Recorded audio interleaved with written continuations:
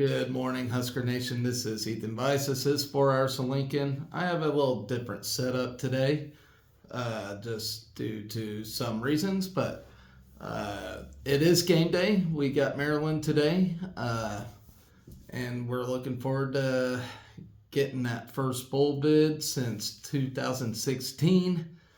But let me catch you up on all the action that we had this week. So on Thursday, the basketball team did face off against Florida A&M.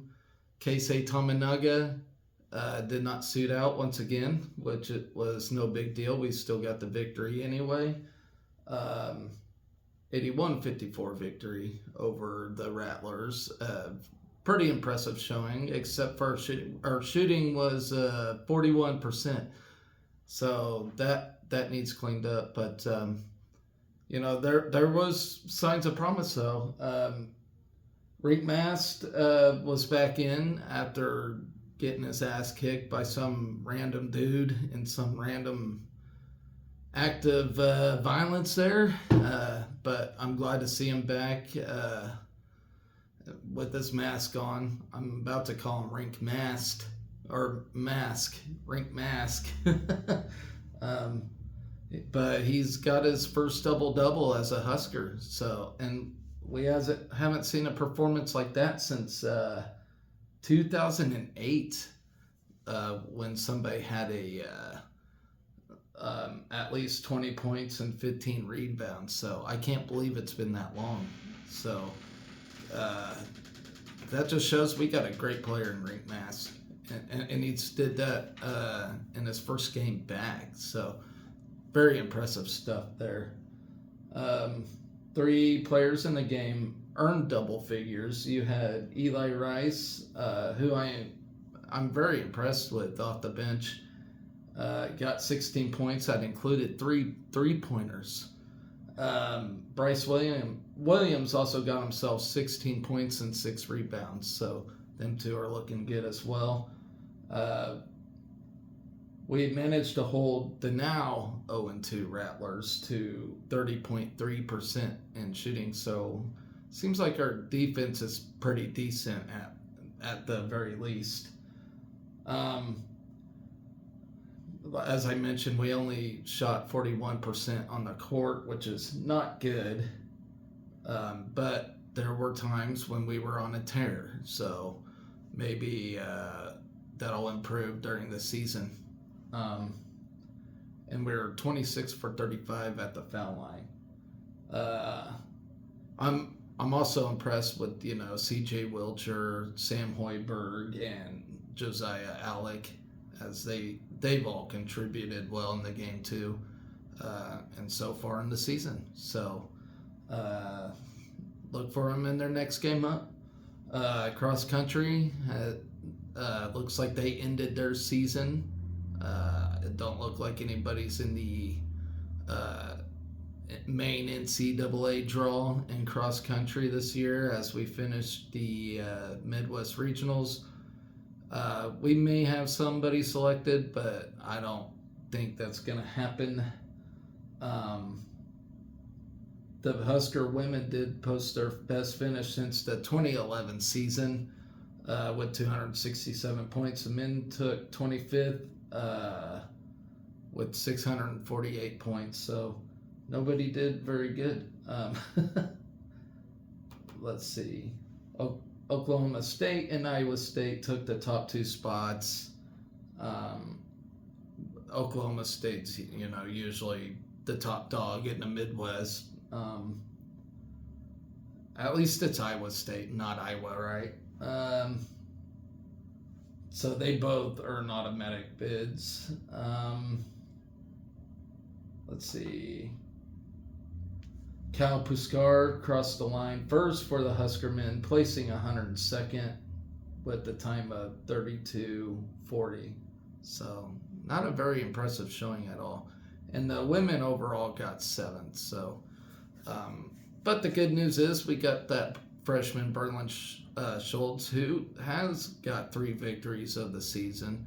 So maybe later on in her career she'll get us top finish in the NCAAs or something like that sometimes. So, young team, but just couldn't perform very well when it came to the regionals.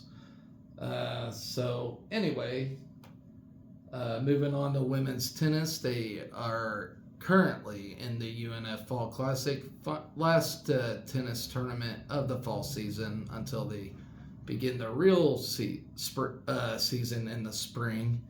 So, day one out of three, we'll read how we're doing so far. So, Isabel Androver Gallego in the women's singles Flight A East quarterfinals defeats Victoria Allen of Florida State. Will face Annabelle Davis of North Florida in the semifinals. Maria Tenarova in the women's singles Flight B East quarterfinals falls to Simra Askew of Virginia Tech. Rafael Lacassi in the women's singles Flight C East quarterfinals defeats Zoe Hammond of Kentucky and will face off against Eris Tagzito Garcia of UNC Charlotte in the semifinals. Anna Zamburik, she's in the women's singles Flight D East quarterfinals, falls to Kelly Gonzalez of South Florida. Maja Pietrowicz in the women's singles Flight D East quarterfinals defeats Elise Myers of Kentucky and will face off Sarah Allaire of Indiana in the semifinals. And Fisa Danilchenko, women's singles Flight E quarterfinals, defeats Shona Nakano of UNC Charlotte, will face off against Elizabeth Dunac of Indiana in the semifinals. Jillian Roa, she's in the women's singles Flight F East quarterfinals, falls to Eliza Lischko of UNF. Lucy Loys in Flight G East quarterfinals defeats Chase Boyer of Indiana and will face Ireland Sim of South Florida in the semifinals. And all those semifinal matchups are today. So on the doubles side, Maha Pietrowicz and Rafael Lacassi in the Flight 1 East quarterfinals defeats Eris Garcia and Lucia Aranda of North Carolina Charlotte. In the semifinals, defeats Annabelle Davis. Amy Kaplan of UNF will face Victoria Allen and Millie Bissett of Florida State. Later on today, Isabel Gallego and Lucy Loy, Flight 2 of doubles quarterfinals, falls to Marta Font, Melissa Sinley of USF in the West semifinals of Flight 2. They defeated Emma Wilkins and Shona Nakano of UNC Charlotte and will face off against Zali Morris and Charlie Darley of Stetson. Anna Gallego and Lucy Loy in the Flight 2 doubles quarterfinals falls to Marta Font and Melissa Sinley of USF. In the West semifinals of Flight 2, they defeat Emma Wilkins and Shona Nakano of UNC Charlotte and will face off against Zali Morris and Sherry Darley of Stetson. Anna Zamburik and Jillian Roa, Flight 3 doubles quarterfinals, defeats Ansley Long and Kendall Nash of UNF. In the semifinals, falls to Anna Arkaniadou and Cade Crescio of Florida State, will appear in the 3-4 playoff of Flight 3 against Magdalena Swierczynska and Lee Lin of Indiana. And Fisa Danilchenko and Maria Tenarova in the Flight 3 doubles quarterfinals defeats Zoe Hammond and Ellie Myers of Kentucky, defeats Magdalena Swierczynska Leland of Indiana and in the following round, and will face off against Anna Arkaniadou and Cade Crescio of Florida State. So the women tennis team ain't doing too bad. So now on to swimming, and the women's tennis team continues action today. In the swimming and diving side of things, we unfortunately fell to Iowa to 140.5 to 159.5. Very disappointing to lose to Iowa, but not. But it is great we beat KU, I guess. We started with a 400 medley relay that included Sarah Barton, JoJo Ramby, Beatrix Tanko, and Emily Hames. They got a time of 3:48.4. Gina Jorgensen wins the 1,000 and 500 freestyle events, clocking in at 10 minutes, 10 seconds, 0.44, and 4 minutes, 53 seconds, 0.49, while placing third in the 200 freestyle with a time of 1 minute, 51 seconds, 0.63. Sarah Barton earns a victory in the 400 medley relay and also earns 3 runner-up finishes in the 200 butterfly and 200 backstroke and 200 individual medley relay, or individual medley, sorry. Maya Hall earns runner-up in both the 100 and 200 breaststroke and 4th place in the 200 individual medley. Emily Hames, a Husker captain, earns a runner-up finish in the 50 and 100 freestyle and also contributed to the 400 medley relay victory with the 2nd place finish in the 400 freestyle medley. 400 freestyle relay. Caitlin Cairns, the co-captain, earned 2nd place in the 100 butterfly, 3rd place in the 100 backstroke, and also contributed to the 2nd place finish in the 400 medley relay. On the diving side of things, freshman Abby Baxter gets her 3rd win of the year, her 3rd win of the year in the 1 meter dive. And so far, a career best with a score of 320. Antonina Harden also gets her career best score of 301.45. On the 3 meter dive, Kelsey Claremont earned a 339.20, not only gaining a victory, but also a personal career best as well. Abby Baxter gets 3rd place finish, and Tonina Harned places 4th. Next up, we will face off against Omaha on the 18th, and that'll be at Omaha. Friday, it was a very busy slate of things. So we had the swimming and diving, women's basketball had a game against Wyoming.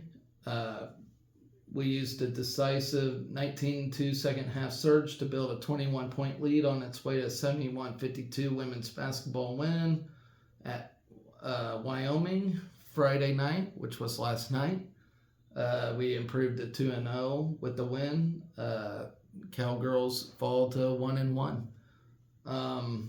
Alexis Markowski, who scored the first 10 points of our massive second half surge, notched her 22nd career double-double and first of the young season with 17 points and a game high of 13 rebounds. Jazz Shelley added 15 points herself. She got 7 assists and 4 rebounds despite going without a three-pointer, while freshman Natalie Potts pitched and 15 points of her own to go along with a tremendous defensive performance.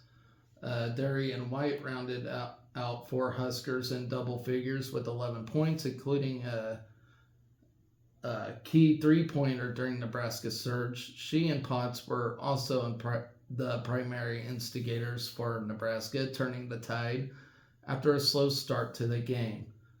At one point, we trailed 6-0 and didn't score in the game's first 4 minutes and 32 seconds.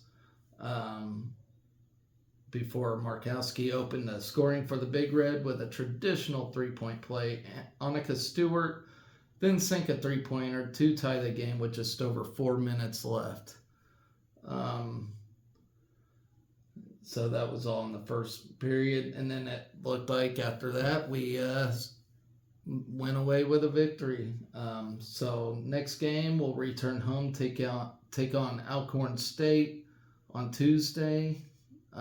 Tip off with the Lady Braves is set for 7 p.m. on that day. So, congratulations, the women's basketball team. Moving on to wrestling, which is my bread and butter, as I always say. We started things off at 184 pounds with Lenny Pinto, getting a last-second takedown. In fact, with 10 seconds left on Caleb Hopkins to get us started 3-0. At 197 pounds, Silas Allred, number 7 ranked wrestler at that weight class, in 3 periods, gets a decision over Levi Hopkins. We're up 6-0 at this point. At 285, God bless him, Harley Andrews, had a great start against Tony Gaudiali, who is a 3-time NCAA qualifier, by the way. Almost put him to his back, but as the match went on, Harley Andrews just got too worn out, just overmatched by a heavier wrestler. But, that he did have a great start against him, so he's a promising wrestler. It's just unfortunate that he's at heavyweight when he should be at 197, which is weight class Silas Allred claims. So he's in a rough spot, and he's going to have a rough year, no doubt about it. At 125 pounds, Caleb Smith, who is ranked number 13th in the nation right now, transfer from Appalachian State, gets deciding win over Xander Fatiros. We're up 9-4 at this point. At 133 pounds, Jacob Van D, who wrestled at Fargo and had an impressive showing there. And if y'all don't know, Fargo's a very elite tournament in a recruiting hotbed as well. And we happened to pick him up from there. And right now, he in the Intermat rankings, he's ranked number 31. I think he can jump up quite a bit. I mean, I really do think he's an NCAA qualifier this year, as long as he keeps doing what he's doing. But he's got the major decision over Logan Heil. So we're up 10-2 at this point. We're up 12-4 at this point. All right.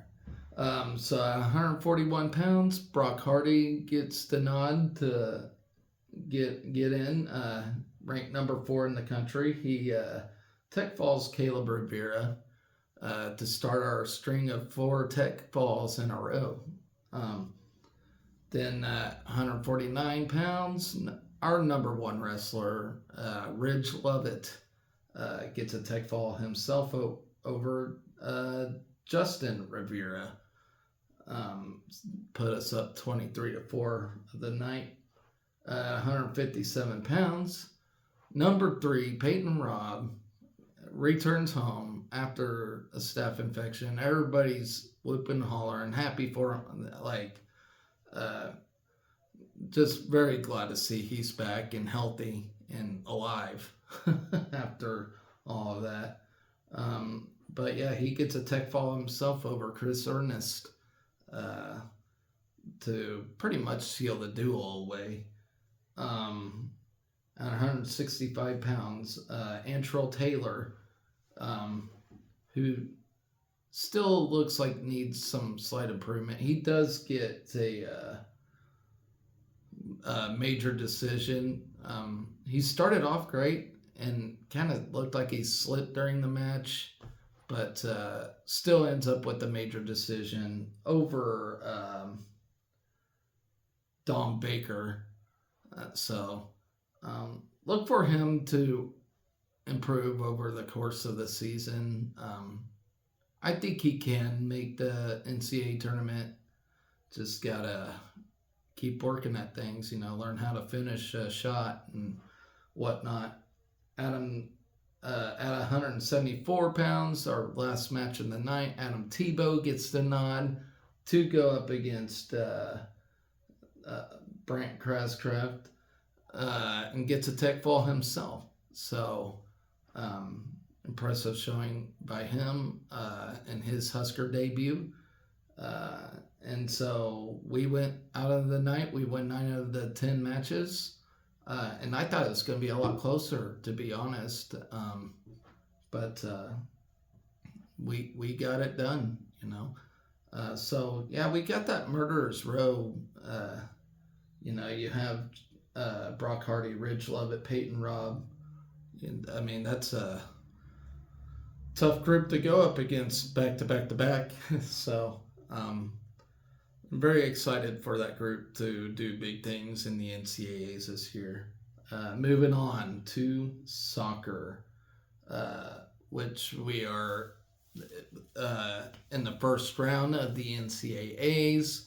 Defeated the Jackrabbits of South Dakota State 5-2. Earlier this year, we played them in a match and won in an exhibition match and beat them 2-1. So we move on to the round of 32. This is only our 13th NCAA appearance. Have an overall record of 18-12.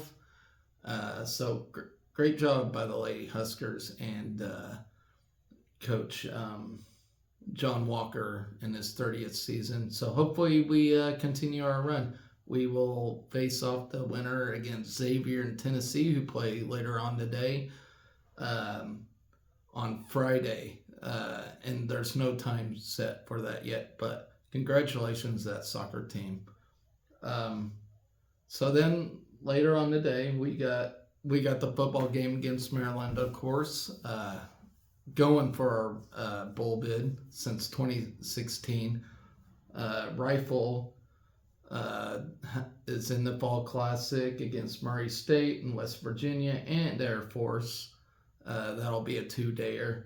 And then, of course, tomorrow, look for volleyball to get a win over Illinois. That's going to do it for my show. Let's get that football win today. Go Big Red. Be excellent to each other.